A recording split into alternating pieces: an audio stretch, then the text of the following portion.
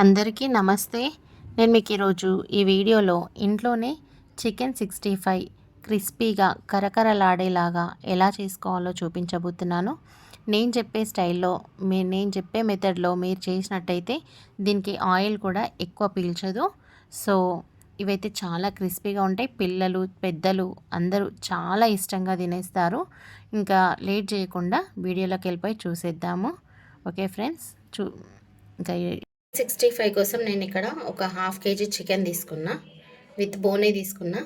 మీ ఇష్టం, మీకు ఒకవేళ బోన్లెస్ కావాలనుకుంటే బోన్లెస్ కూడా తీసుకోవచ్చు. ఇప్పుడు ఇందులోకి మనము అన్ని మసాలాలు యాడ్ చేసుకుందాం. కారము ఇక్కడ నేను హాఫ్ టీ స్పూన్ వరకే వేస్తున్నా. మీ టేస్ట్కి సరిపడా మీరు వేసుకోండి. అంటే ఒక్కొక్కరు పట్టించింది యూజ్ చేస్తారు, ఒక్కొక్కరు కొన్నది యూజ్ చేస్తారు.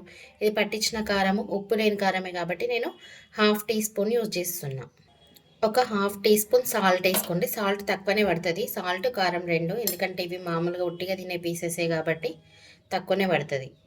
చిన్న టీ స్పూన్తోనే ఒక టీ స్పూన్ పసుపు వేస్తున్నా.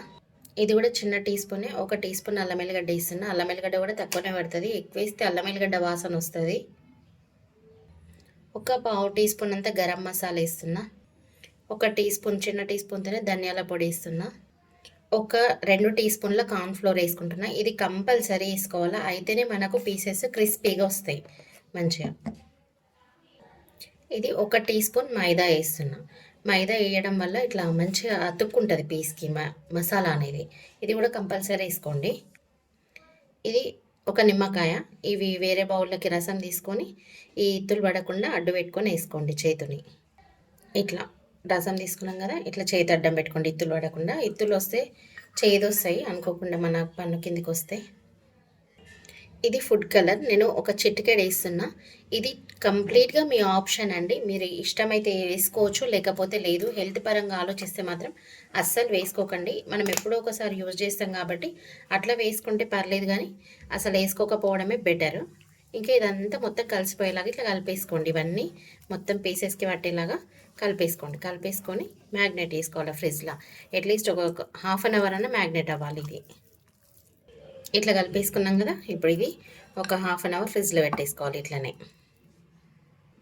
దీనిపైన ఇట్లా మూత పెట్టుకోండి. మూత పెట్టుకోకుండా పెడితే ఫ్రిడ్జ్ మొత్తం స్మెల్ వస్తుంది.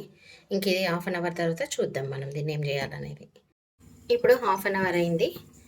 హాఫ్ అన్ అవర్ తర్వాత ఇది మనము డీప్ ఫ్రై చేసుకోవాలి. హాఫ్ అన్ అవర్ మ్యాగ్నెట్ వేసుకోవాలని చెప్పినా కదా, హాఫ్ అన్ అవర్ తర్వాత ఇవి ఆయిల్లో డీప్ ఫ్రై చేసుకుందాం. ఇక ఇట్లా ఒక కడాయిలకి డీప్ ఫ్రైకి సరిపడంత ఆయిల్ తీసుకోండి. ఫస్ట్ ఆయిల్ వేడైన తర్వాత మంచిగా అందులోకి ఒక్కొక్క పీస్ని వేసేసుకోండి, ఫ్రై చేసుకోండి. ఒక్కొక్క పీస్ వేసుకొని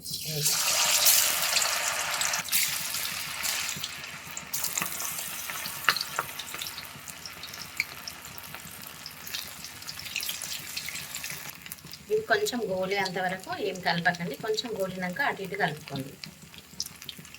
మంటని హై ఫ్లేమ్లోనే ఉంచుకోండి, మంచిగా గోలుతాయి. ఇప్పుడు ఒక 2-3 నిమిషాల తర్వాత ఒక 5 నిమిషాల తర్వాత వేసినాక 5 నిమిషాల తర్వాత ఒకసారి ఇట్లా కలపండి. సేమ్ రోడ్ సైడ్ లానే పకోడీలు రెడీ ఇంట్లోనే.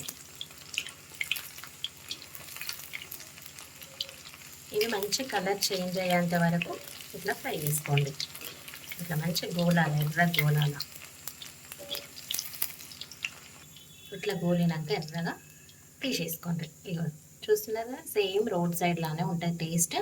నేను చేసిన ప్రాసెస్లో చేసి చూడండి, టేస్ట్ అస్సలు మారదు. మంచి క్రిస్పీగా ఉంటాయి పీసెస్ కూడా. మీ దగ్గర ఉన్న పీసెస్ అన్నీ ఇట్లా ఫ్రై చేసేసుకోండి. ఇంకా ఇంతే simple road side chicken 65 ready. Okay friends, video నచ్చినట్టయితే లైక్ చేయండి, ఫ్యామిలీ అండ్ ఫ్రెండ్స్కి షేర్ చేయండి.